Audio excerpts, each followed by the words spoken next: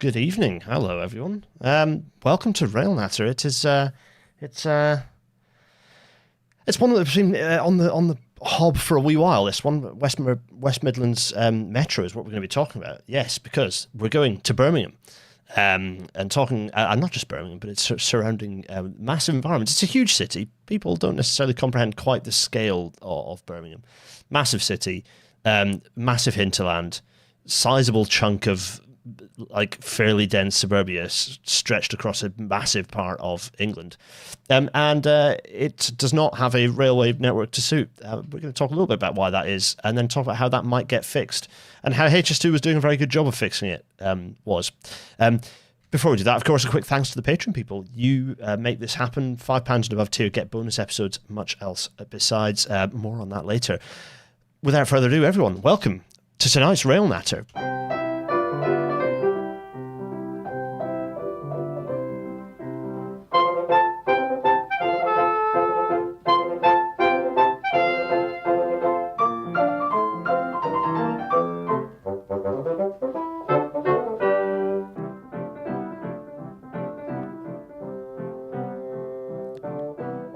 And as the Intercity 225 fades away, we start with numbers because, as you all know, we've just had and I'm using large rabbit ears here, nationalisation of the two connected train operating companies, London North Western and West Midlands Railways, or whatever they're called.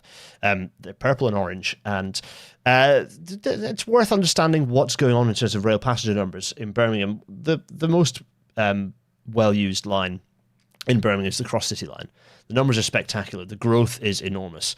The line has seen from the data that we have, sadly not good enough in terms of its completion, but from the data we have, we can see that, so about 7 million passengers per year using it in 2005, more than doubled in 5 years in 2010, and has was reaching almost double again by 2020. So we're seeing this incredible rate of growth, and that has, post-pandemic has returned. I sadly don't have the stats for the following years, but the growth has been enormous. The trouble is, you're not going to see infinite growth because we don't have infinite capacity. So you would expect this line to sort of start tailing off as we start bumping our heads on the ceiling of what capacity there is.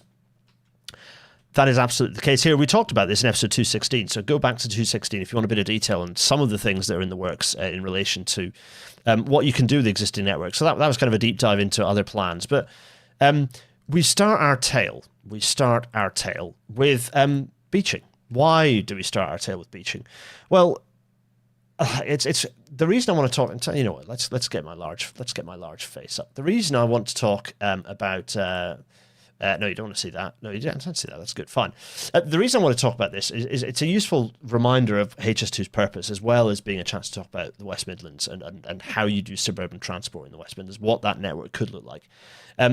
Look, High Speed 2, as envisaged before shenanigans, was and remains the most important reboot for Britain's national railway network this century, representing, and its main purpose always being a revolution for local and freight rail capacity across most of England, with kind of secondary benefits being felt both in Wales and in Scotland. And it is absolutely, undoubtedly the case that the city that stood to benefit the most from the original network was the industry-hardened, friendly and enormous city of Birmingham, with its urban population of 3 million and a wider regional population of about 6 million. So, sizable city. It's the UK's second city, relying on a utterly saturated system of railway lines carrying long-distance passengers, freight trains to destinations around the country, as well as local commuter services. So, along with a series of complementary upgrades, HS2 would have had a knock-on effect across the whole lot. And, so we've been told by a plethora of politicians and wonks for the last decade and a half. But what precisely would HS2's impact have looked like had it been delivered as it was supposed to have been, as it was, in late 2021? And we'll have a look as well at what benefits we will still see, if any, from what remains under construction. So yeah, I kind of want to talk. They are by almost all measures, the railways in Birmingham, an immense success. I've talked about ridership. That growth is spectacular. Growth in Birmingham before the pandemic was the highest in the country. And, it's doubling of passenger numbers. Any slight reduction in peak figures that we might have seen, to quote, the Network Rail study, looking at long-term capacity on the line, only provides some short-term respite to a system that was already oversubscribed. So that kind of quote rather neatly foreshadows the problem. This success is despite rather than because of the robustness and capacity of Birmingham's urban railway system. Despite various tweaks, upgrades, repurposings of Birmingham's railway network, there's never really been any true expansion of the system to facilitate or, even better, accelerate the city's appetite for travelling by rail. This has resulted in a series of bottlenecks around the network that we looked at in episode 216, that really limit the way that Brummies can move around, but also how effective the wider regional and national railway network can be. And it means that Birmingham's railways are the most congested outside of London, with as many as 1 in 5 passengers having to stand in the morning peak. That's rubbish. Hello, everyone, hanging around in the chat, by the way. Lovely to see you all. So, to understand the problems in any detail, it's worth doing a little historical hop back in time to kind of understand the moment that is the big missed opportunity. And long-term RailNet viewers will know what I'm on about, because yes, we have to go back to see Beeching. Here he is. Now, contrary to popular belief, it is not the fact that Beeching closed a bunch of rural rail lines that is the main problem. We got the publishing of the reshaping report, the one that's over my shoulder, in 1963. And, there were lots of successful elements of it, particularly intercity passenger expresses and intermodal freight, seriously successful, and tackled, what the question of what the railways were actually for in a way that has still not been done since then. But it was absolutely not perfect. And its biggest failure was that Beeching did not see the role of suburban railways. Much of this was happening in the US, actually. I just recorded an episode in the US just recorded an episode of WTYP where we kind of considered this fact. Suburban railways were kind of considered an expensive carbuncle in the 60s. They were like, no, everyone's going to drive, forget suburban railways. They're an anachronism. And Beeching looked to essentially wind them down. He placed little value of weight on retaining any duplication of city networks, and in Birmingham, this proves to be an extremely costly error. So, let us jump to the start of the 60s. So here we go. Here is the centre of Birmingham. Actually, this map is from slightly later. This map is, I think, from like the late 60s, if not early 70s. But anyway, it's kind of around about the right time, 1960-ish. So what do we have here? What's going on here?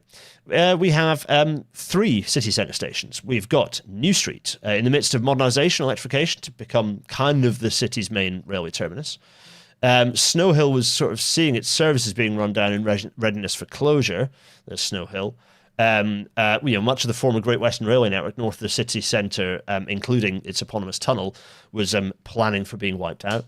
And Moore Street would consequently be reduced. Yes, that's Moore Street. There it is, Moore Street.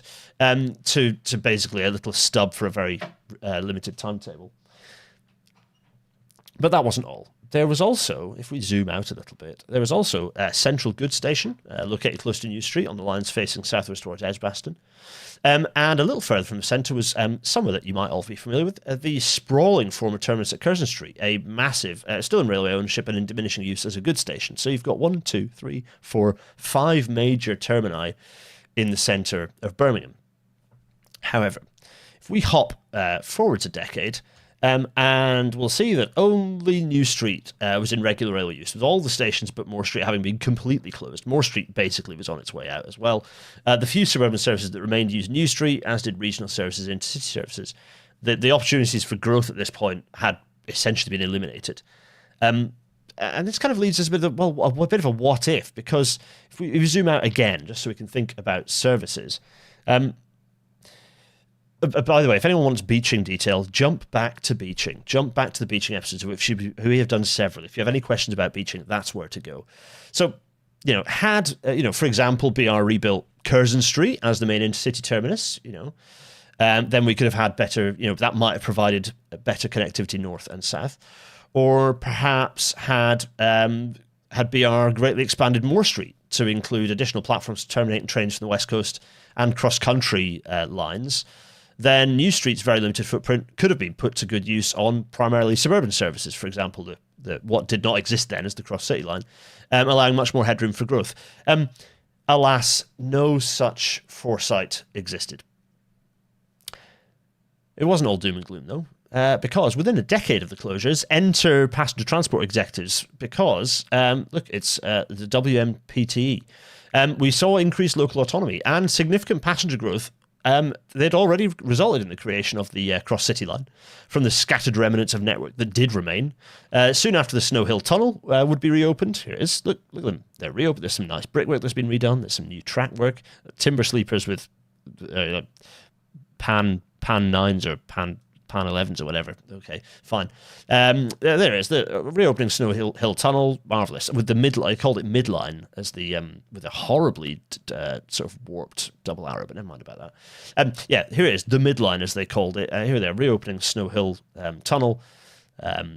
Doing a variety of other bits and pieces. So we've got services expanding back through the west of the city into Smethwick in the 1990s. Actually, that was what kind of this midline branding kind of is their urban thing. We'll do another episode on midline, I'm sure. We've got that was in the 1990s, and then through into the 1990s, by the mid-1990s, we were making use of other sections of former railway by building a new tram system, which is, much to my chagrin, is euphemistically called a metro, but is nothing of the sort. This started appearing from the mid-90s and growing, and here the glorious thing is. So that brings us kind of up to this point. All of these developments either made use of closed or kind of unused bits of railway, or had to squeeze alongside services on the retained railway network. So there was no new railway has been built since the 1960s, despite this enormous growth in public transport patronage seen across the city and its hinterland.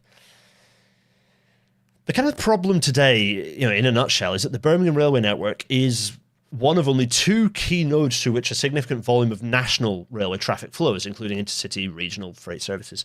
Only Manchester gets close to the same level of conflict on such a small cluster of lines.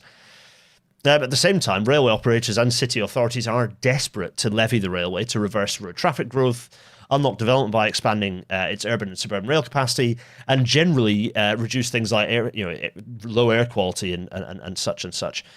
It would have been extremely difficult to make this work with the railway map of the early 1960s. If we'd left it as it was in the early 1960s, this would have been extremely difficult. It is impossible with today's diminished network.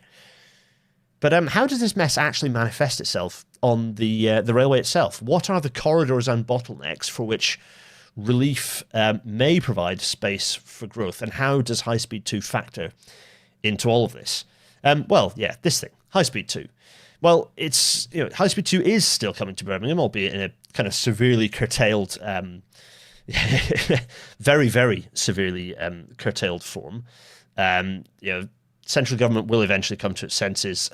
Mostly, we're kind of building ability to extend back as originally planned without compromising that. But yeah, Eastern Lake having land sold is not great. I don't know to what extent that land is being sold, but more on that shortly. I don't want to get deep into the woods of HS2 again, but I am going to go through a bit of a reminder of what HS2's point was, and then we will talk about Birmingham specifically to understand what that ends up meaning, regionally, but also crucially for urban capacity as well. So let's talk HS2. Gareth cracks knuckles. Right, so here we have HS2. Here we have Britain. Specifically, we have not all of Britain. We've got most of Wales and a sizable chunk of England, from kind of the north of England down to London. I'm also overlaying here the kind of the lovely city lights. I've done this before in a rail lecture. I'm going to do it very briefly now. Overlaying the lovely city lights to show you where the density of population is, so you can see where the dense parts of population are. On top of that, I'm going to overlay the big million-plus cities, London, Birmingham, Nottingham, Sheffield, Manchester, Liverpool, and Leeds, and then all the kind of fairly sizable 500,000+ cities kind of hanging around there. You can see that there is a dense core of kind of north-facing stuff from London northwards towards Scotland, going into the northwest and northeast. And the rail network kind of looks like this in terms of north-facing railway network. This is kind of what it looks like. This is the north-south railway network of Britain, emanating in and out of London. Now, HS2's purpose, here it is HS2 as originally planned, overlaid on. This is the pre-IRP HS2, overlaid on the top, with its additional stations here. And you can see what does this do? What does this achieve? Well, also, I'll drop in the high-speed line over the top to give you an idea of how that all ties the kind of the centres of population in, because all of a sudden you can see, oh, that's how all of that gets tied together. You can see how you tie all of the major population centres together. You can also see why it's reasonably sensible that there isn't a high-speed station on HS2 between Birmingham and London. But anyway, that's another story.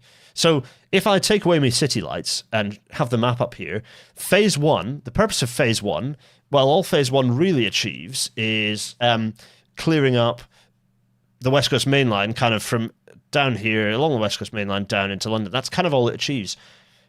You build HS2 Phase 2A, okay, you get a bit of additional relief around Birmingham, but really all you're doing is relieving the West Coast Main Line. That's all you're relieving. Frustratingly, often, there's a video I've just clipped that covers this point, often West Coast Main Line relief is all that HS2 has talked about. This is why the eastern leg was so important, because what you get when you have phase 2B goes up to Manchester, but to be honest, similar, just the West Coast Main Line. It's phase 2B east, the bit up to Leeds, that was the absolutely crucial section, because what that gave you is relief on the cross-country lines, it gave you relief on the Midland Main Line, and most crucially of all, gave you relief on the incredibly congested East Coast Main Line. So that was why the whole of HS2, as planned, was so important. Yes, of course, then something happened, and that resulted in less of it, quite a lot less of it.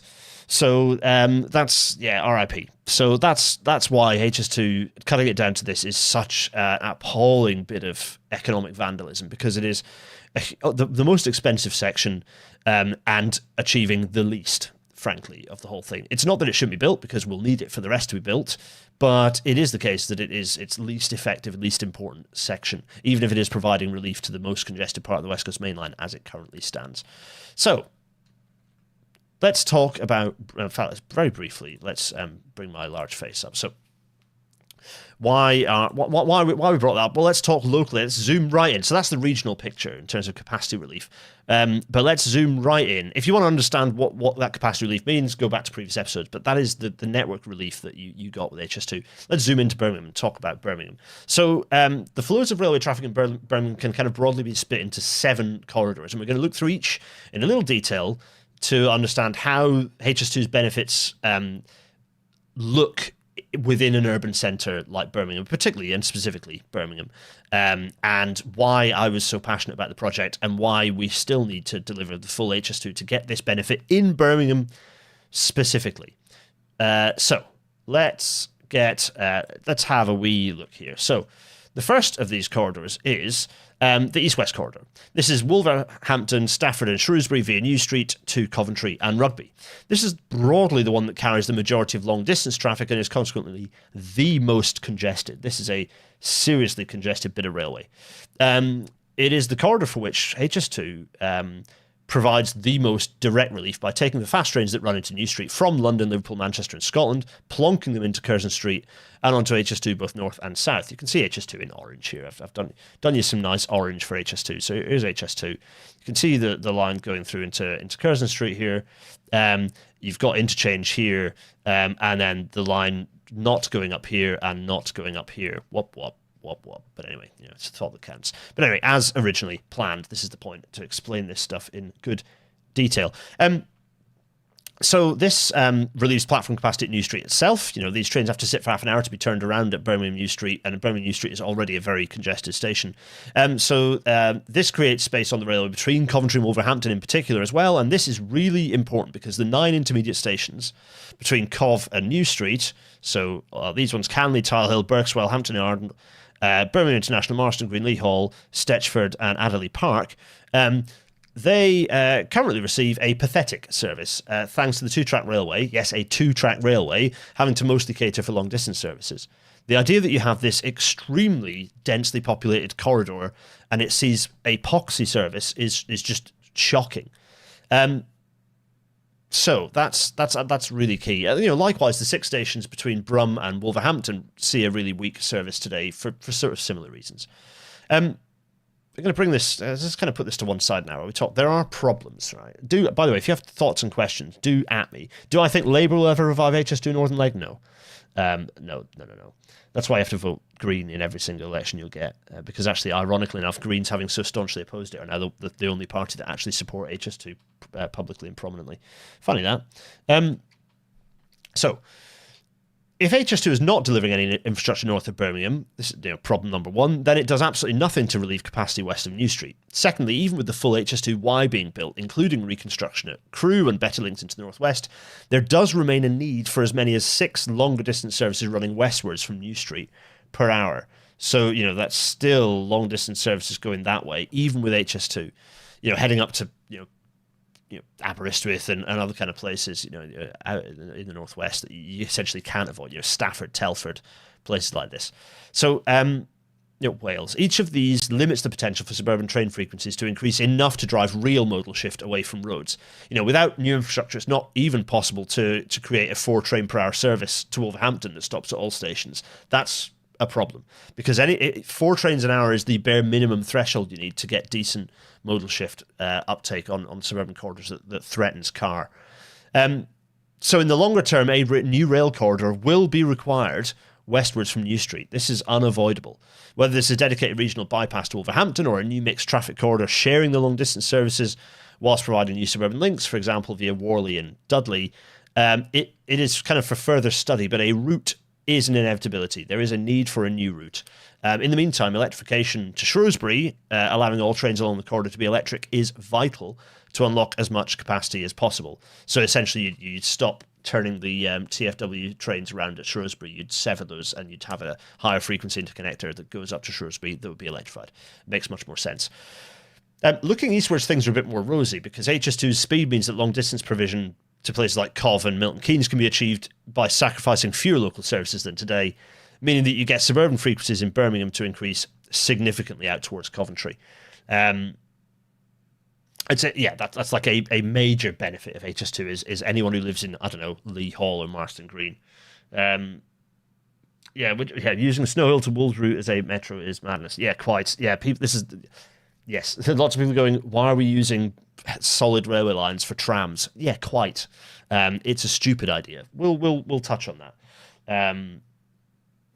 Anyway, so there's always a balance between speeds and frequencies. Increased frequencies can greatly offset any increase in end-to-end journey times by increasing passenger choice. Essentially, that's the key point, is that yes, you might lose some end-to-end journey time, but you gain that in choice by increasing frequencies. Essentially, you lose no more of your day to travel if you have more trains and don't have to worry so much about catching specific trains. So that is the east-west corridor. We must now talk about the next corridor, which is Lichfield, Walsall and Rugeley via New Street to the southwest. This is the north-south corridor. And it kind of runs, it's kind of a long one that I couldn't fit all on one slide. But yeah, you can see that. It's the north-south corridor. So, it's running from, between Lich, Walsall and Rugeley in the north of the conurbation via New Street to Bromsgrove, Worcester and Hereford in the south and southwest. The core of this corridor forms the cross-city line, So the cross-city line is kind of the thing that is for them is most of that. That is the cross-city line. It is Birmingham's most intensive suburban railway service, but south of New Street, these lines are shared with long-distance cross-country route services, cross-country services towards Bristol and Cardiff. Thanks to this mix of traffic, the southern end is a mess. It's really congested. Just Standing University Station, which has been rebuilt, great. Standing University Station to just see what that looks like. Extreme, not nearly enough trains, extreme congestion. You can build as many big stations as you like, but ultimately you need more seats, more space, more trains.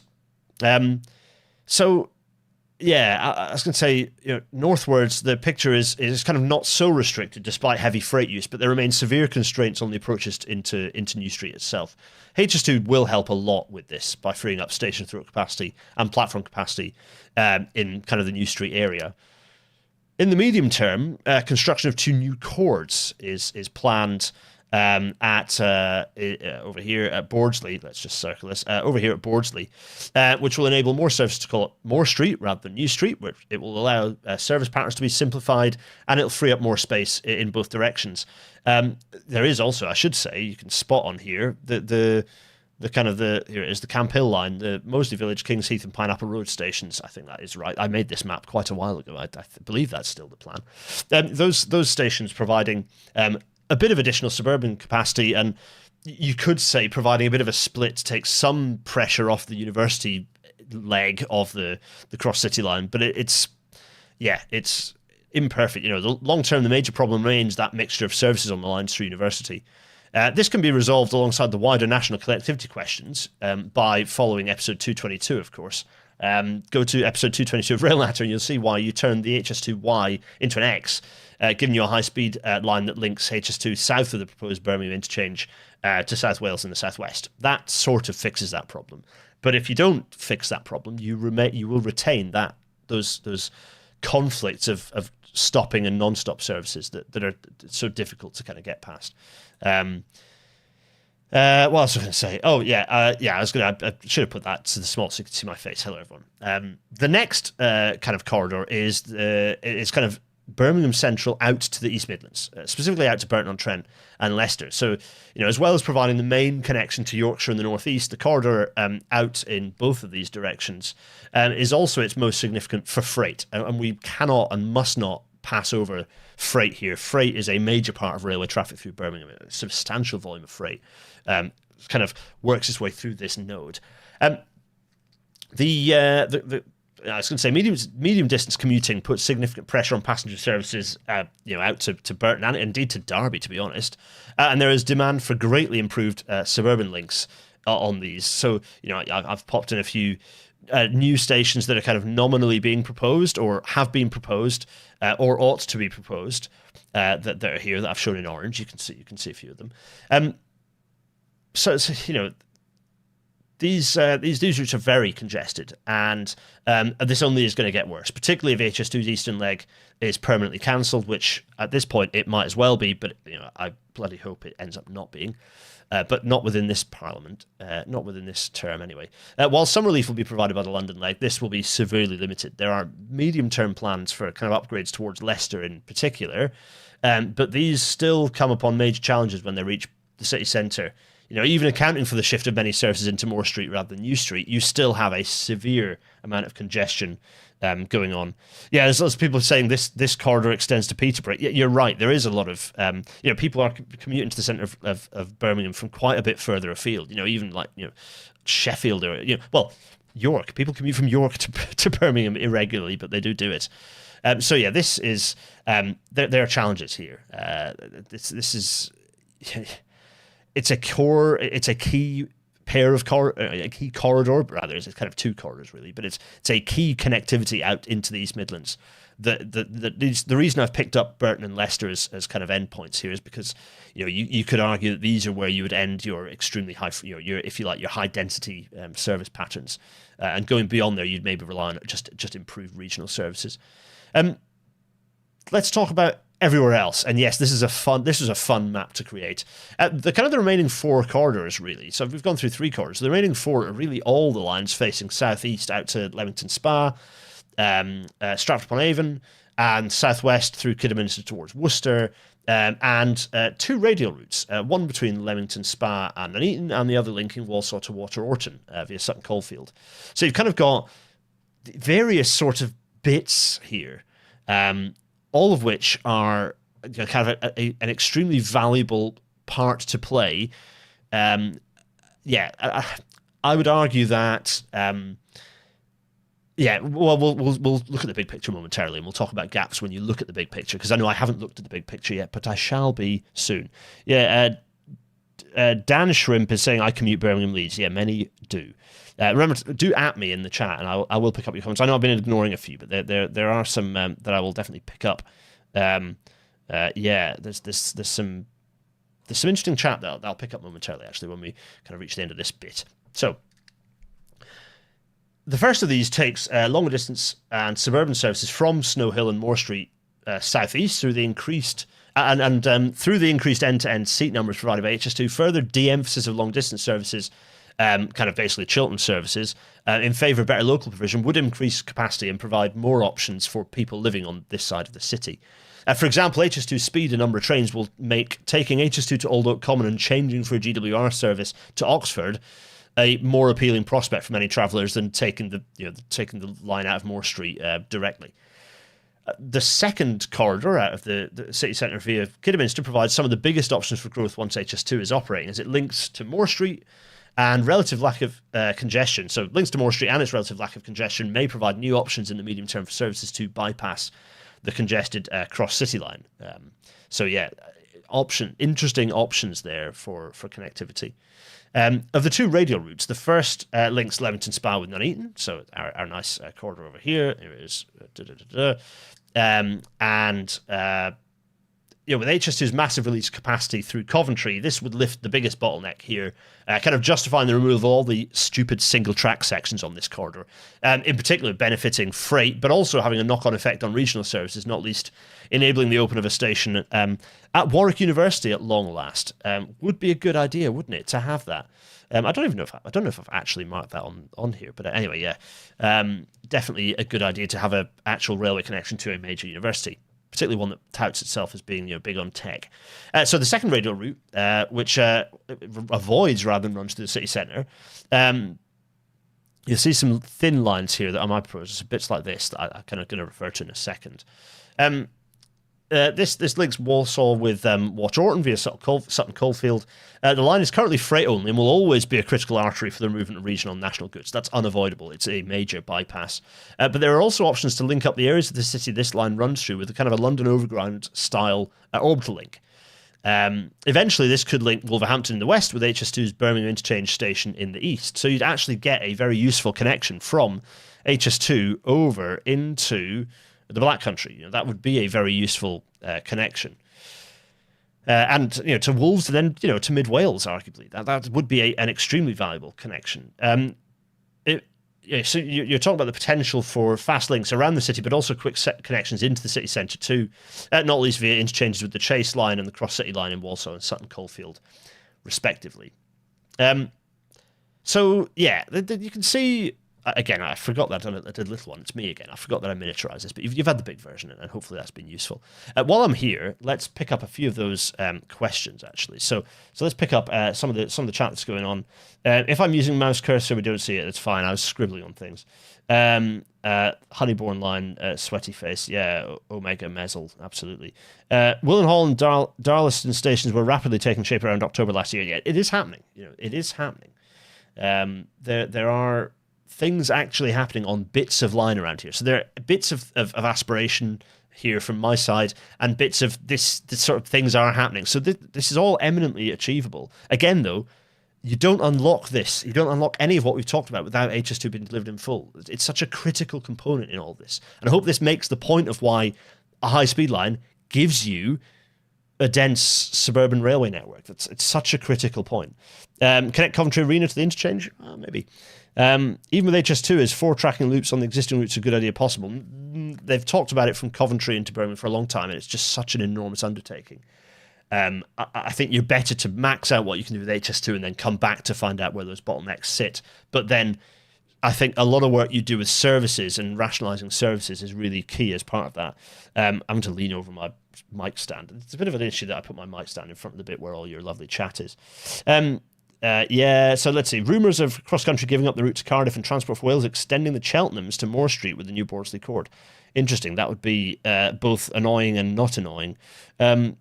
Mike C is saying those stations are still being built, but unfortunately trains will only shuttle back and forth between New Street and Kings Norton rather than running any further. Yeah, that does seem illogical.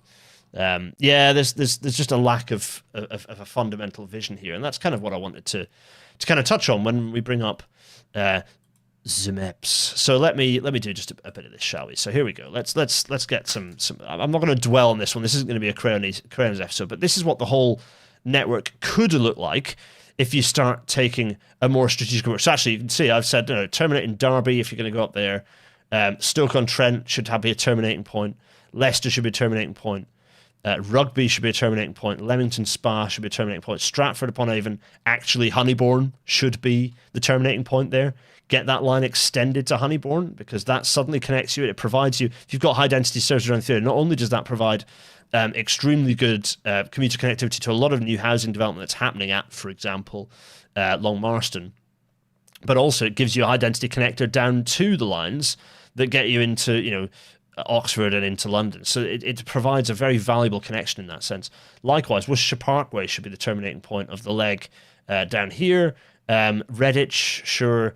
You could maybe take the line further to connect up some of these points. This is standard network, Network 2050 rail network fare of looking at the kind of the population centres that I think this would cover off. Although admittedly I've ignored a couple over here, but anyway, I think these are all the ones that are within or adjacent to the combined authority, if I'm not mistaken, ish. There was a logic to it. Anyway, and you can so by doing that, so by doing all of that, you get the ability to start thinking about, well, what do actual metro service patterns look like? How do you turn this suburban mess into something that has consistent, mappable, easy to understand, repeatable timetable services that give you a network that people can rely on, that most crucially, though, provides unending volumes of capacity. That's such a key part of it here. One of the things I want to pick up on is radials, actually, is those routes that go round in kind of like the wheel rather than the spokes, is the rim of the wheel. There are bits of radial all over the place, but in terms of, there's this section I talked about how you connect up, how you get up to connecting with HS2's interchange station, is what you could do to actually achieve that. Well, if I switch HS2 on, let me just switch HS2 on. There we go. Display. There we go. You can see how you might create a station that you might get a heavy rail connection that gets you to the airport via interchange. So you can have a heavy rail connection, far better than whatever's being proposed at the moment, People Mover, up to Coleshill Parkway, and that gives you a very useful radial connection. You then get the radial connection. The gaps in radial connection, I would then argue, are, well, firstly, the existing West Coast Main Line is sort of it's a radial. It doesn't actually connect anything really, but it does exist. So you can go out there. You can get a train from Lichfield Trent Valley up to Rugeley Trent Valley. It is possible. Gaps, okay, there are some radials that avoid the city centre when you come closer in, but certainly a gap is the radial that avoids Wolverhampton and connects up some of the hinterland around Wolverhampton. That's certainly a gap, and likewise a gap from the line out from the line that connects you back onto the kind of this side, linking around the bottom of the kind of the southwest of Birmingham. Again, a radial that would be beneficial. And I would argue a similar story in getting from, whether it's Redditch across or actually, ideally closer in. But there is, again, a lack of routes that connect across all of these, the London Overground style kind of ring lot type routes that would really help. But they exist in a few places, so if you provide these in patches, that would be valuable. But you should definitely, you're right, rather than saying radial, I mean circumferential. Radial, I mean radius is the line in there. I don't know why radial is the word that often comes to mind. I think others use it as well, but yeah, circumferential is the specific and correct word. Yes, you are right. So that's kind of an idea of what that map could look like. That is what the map could look like from a suburban rail network perspective. Let me do that and make sure that you've got my half face. There we go. You can see all the right stuff. The kind of, as I write this, there is a massive volume of civil engineering progressing to bring HS2 into Birmingham. It just cannot be overstated. I've been, for various reasons, been driving along the M6 and round M42, M6, and round that bit, interacting with all the Delta Junction works, and it is immense. Anyone travelling on the motorway has seen various legs of the junction, of Delta Junction, stretching their way in all directions. Massive new structures. Going backwards and forwards across the M6 and M42. Tunnel boring machines have been working opposite directions between Washwood Heath and Water Orton. They're almost finished, if not already. Massive train depot at Washwood Heath is being constructed. I don't know what trains it's going to have in it, but that's another story. Bringing railways back to the former Metro Camel site. And the scale of the facility, the scale of that depot is barely comprehensible. We've already seen new bridges sliding their way across existing and future railway at Saltley. The approach viaduct piers at Curzon Street have been popping up like so many monolithic totems, and that's before we talk about Curzon Street Station itself, which is, I hope they don't bloody downscale it. There have been relentless talks about downscaling it. They've already value engineered quite a lot out of it, but I really hope they retain, at least mothballed, the additional platforms for future services. Do not build a smaller station, you nincompoops. If you do, it will be chronic and painful vandalism. It will tie, and also the Moore Street work should mean that it ties very closely into Moore Street Station, kind of creating a single station with two names there, really, giving and then if you reprioritize Moore Street, gives you those onwards suburban and regional connections. The station will be a grand train shed in much the same image of the railway terminals of old, kind of unlike the mess being made down in London with Euston. Even if the full HS2 plans return to action, Birmingham will absolutely be the most impressive and enduring heart of the network. It's kind of cool. Birmingham would absolutely be the heart of the of Britain's high-speed rail network. That would be cool. So yeah, partly thanks to kind of magnitude's less political meddling, the HS2 plans in Brum have kind of remained largely unpestered by Westminster. That's diminishingly true, frankly, at the moment. But anyway, largely, I'm hoping that we'll be seeing the station opening in the late 2020s, even if there aren't any trains running into it. But what about trains serving Curzon Street itself? Well, that open question really, because it's looking very likely that we're going to, we are getting, the tunnels are being bored into Euston Station, so something is going to get built there. There is some talk about ensuring that it is future-proof, that space. Hopefully it's going to involve 11 platforms rather than whatever the mess they're proposing before is. It'll mean much of the upheaval in Birmingham and the patience of its residents will have been for little if that's all we get, though. Because without the full station, without the full lines up to Manchester and Leeds and beyond, the major benefits of the railway for the whole country will just not be unlocked. And that includes a lot of what I've talked about for the West Midlands. Without the line providing relief on the north and west, you know what? Let's get my face back here. Where am I? I've got so many tabs open. Let's just get my large face up here. Hello, everyone. I was going to say, without the relief of I'm getting stressed about how much of it's such a frustrating shambles about what you lose. The line providing relief on the northern west coast main line to the northwest, or the cross country line towards Yorkshire New Street Station, and the lines kind of arriving into it will remain severely congested. Suburban capacity in particular will be literally unable to improve. Kind of worse than this is if central government decides not to press ahead with the full HS2 network, but still attempts to drag improved journey times for long-distance passengers out the existing railway, which they are, it will actually mean that local and suburban services in central Birmingham will get worse, not better. They will get worse. This would be catastrophic. We are getting spurs for the links towards East Midlands and Crewe within the civil engineering that is being built now. If we've got there'll be people in this chat who'll be able to catch me on that, but yeah, that is kind of happening. I suppose key thing though. I should say, let me get my face back to our face. If you want to know what the full high-speed network should look like, then go back to episode 222. I'm there looking cross, but that's the network we need. The thing I was going to say is that's not the end of the story, though, because H2 cannot be... It does not reach the end point, because the longer term, there is a hard limit on what the complicated, messy and congested lines in and out of the city can provide. And that limit is lower than the needs of the city. The new and expanding tram system, it's great, it's terrific, but trams are slow.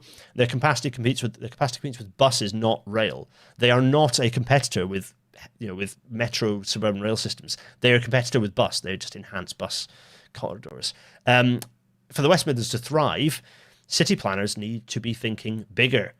Remember, all of you are owed between £5,000 and £10,000 per head in the West Midlands for money that has not been spent on you that has been spent in London. You'd get about 15 to 30 billion pounds to spend with that, which would give you a full metro system. It would just give you the full one off the bat. Wouldn't that be nice? So, that's really the level of aspiration we should be thinking about. And, why not? Think big. That's where you should be going. That's the joy. That's the hope. That's where you absolutely can and should be thinking and going. I hope that's been useful. We've gone through a fair old chunk of stuff there, a fairly detailed whack. But a couple more things that we're going to go through, though. What is the future? What is that future going to look like? Yes, that's a nice picture of a Stockholm metro system, because goddamn, all looking very nice. Right, so bonus episode. For those who subscribe to the £5 above tier, the bonus tonight is going to be a whiz through a kind of a Lord's discussion that was extremely insightful, that kind of happened quietly in the background. There's a lot of very interesting points being made in it. I'm interested to have you lovely bonus people kind of go through it with me and get a feel for get a feel for whether we should be extremely worried or a bit worried. But that is a bonus episode. Patreon.com/GarethDennis to subscribe and go and watch. That's tonight at 9:30. Some livery chat tonight, because Great British Railways have taken over WMR as well as London North Western, and to celebrate this, they sellotaped a sticker to the side of a West Midlands branded electric multiple unit. Okay, so these have gone over to the DFT's operator in advance of them going to GBR, but putting Great British Railways on it again. What do we think about this? Well, these trains are already branded. They're already branded with the West Midlands identity, the Transport for West Midlands identity. And that identity should absolutely remain in place. It should not be replaced. It is extremely important that for an identity, by the way, a reminder, that identity exists as part of bus, cycle, metro, and overall transport. That identity has been asserted by the combined authority, so essentially democratically by the region, by the city and its inhabitants, should not be erased, because multimodal consistency, much like London has with TfL, absolutely must always trump any unified single mode branding.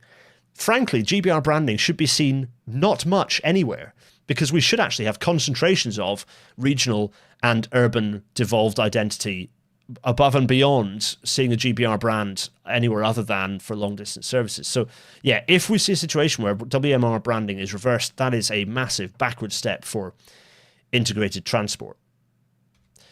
Talking about branding and liveries, there are other ways you can go with branding, and one of those is using text-to-image slop dispensers, the enforced bullshit plagiarism machine, in this case being done by someone within Transport Scotland or ScotRail, to generate a horrible picture of a train here. Probably the most horrible thing about this picture, of course, is the fact that it has the the British Union of Fascists logo attached to the side of it. I would say that's probably the biggest swing and a miss here. I would describe that as a whoops. What's also kind of probably more egregious than the overt fascist symbology is this, which is also some horrible AI-generated images. But I think the most insulting example, because it is, here are an ostensibly level boarding solution here. But what we can see by the fact that these horrible is within these horrible AI-generated images is that feeling of, you did, rather than showing you're not showing a real solution. Okay, so what is this? Not real, not achievable. Secondly, you care about accessibility so much that you've used nasty, horrible, uncanny valley AI-generated slop images. Well, that says a lot about your attitude to accessibility. It shouldn't, by the way, because ScotRail are doing, the whole point of these images is that ScotRail are actually doing some positive stuff about this. But why have they trashed it by using junk images like this, when all they needed to do was pay someone a week's time, if that, a day's time, of someone to go and find good images, get good images, ask for good images from potential suppliers to use instead? What are some fun things here? Sticker on the train that I don't even know what that's saying, but it's bent, and I don't know what that is, and I don't know who that is, and I don't know what on earth that is. And also, I don't know what these aren't it within Gauge, and also particularly this thing. This, I had thoughts about this. Apollo drives into the CP. How dare you! Dead metal venting its spleen and steam, and why not? Goodness me!